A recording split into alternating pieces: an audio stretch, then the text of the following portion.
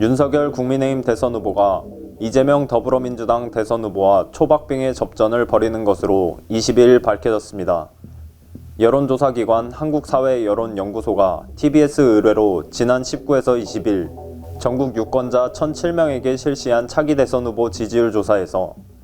윤 후보는 40%, 이 후보는 39.5%, 심상정 정의당 후보 4.5%,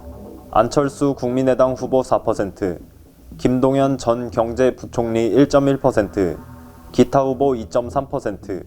부동층 8.5%로 집계되었습니다. 윤 후보의 지지율은 한 주 만에 5.6%포인트 하락한 데 반해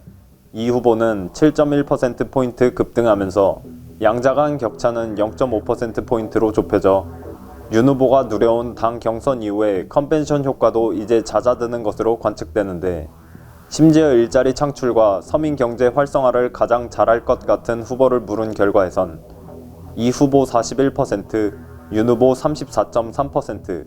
안 후보 5.7%, 심 후보 5%, 김 전 부총리 2.1%로 나왔습니다.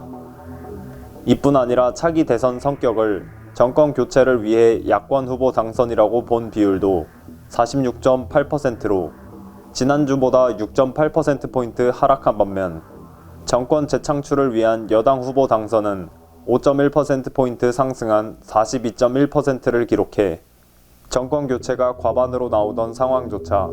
이제는 정권 교체와 정권 재창출이 오차 범위 내 경합을 벌이는 수준으로 바뀌었습니다.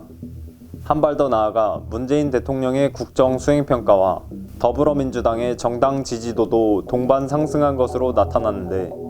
문 대통령에 대한 긍정평가는 전주보다 3.7%포인트 오른 43.1%, 부정평가는 4.5%포인트 내린 52.6%로 나왔고, 정당 지지도의 경우 국민의힘이 지난주보다 5.2%포인트 하락한 33.3%, 민주당은 5.2%포인트 상승한 32.9%로 집계됐으며, 국민의당과 열린민주당이 각각 7.1%, 정의당 4.2%로 나타났습니다. 비록 국민의힘과 민주당 간 격차가 이 조사처럼 0.4%포인트의 초접전으로까지 좁혀진 것은 아니어도 다른 여론조사 결과 역시 국민의힘은 떨어지는 반면 민주당은 급등하는 현상이 분명히 확인되고 있는데, 실제로 리얼미터가 YTN의 의뢰를 받아 지난 15에서 19일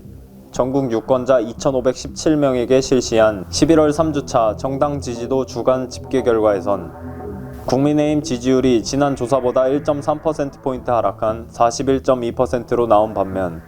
민주당은 일주일 만에 지지율이 1.8%포인트 오른 30.3%를 기록했습니다. 특히 국민의힘이 20대와 40대, 60대에서 지지율이 하락한 데 반해 민주당은 70대 이상을 제외한 모든 연령대에서 지지율이 상승한 것으로 나왔는데, 문 대통령 국정 수행평가도 마찬가지 추세여서 부정평가는 2주 연속 하락해 57.1%로까지 떨어졌고, 긍정평가는 2주 연속 올라 39.5%로 나왔습니다.